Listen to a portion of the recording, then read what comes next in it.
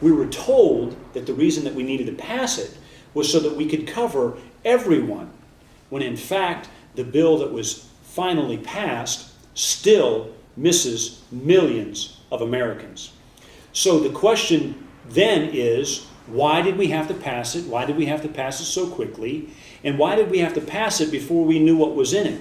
Because what has happened as a result of that are huge unintended consequences. We've learned just recently from many of the major corporations in America that they are more prepared to pay the fines that will be imposed on them as a result of this healthcare legislation than to continue the healthcare provisions that they had for their employees before.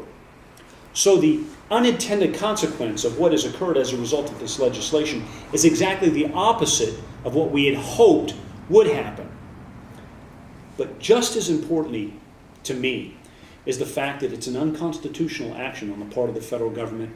And here's my reason for saying that. Because never, ever, ever in the history of this country, and it's over 200 years, have we ever seen from the federal government dictating down to you as an individual that you are required by law to purchase a product in the private sector. You have to go buy health insurance. And not only do you have to buy health insurance, but they told you exactly what that health insurance has to look like.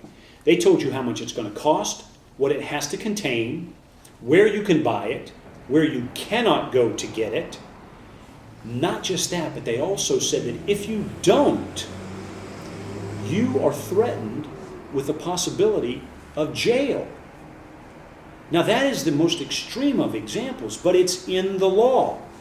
Now how many of us were aware at the time when our elected leaders were voting on this, knew that we may end up having to go to jail if we choose not to buy a product? It is unheard of and it is unconstitutional.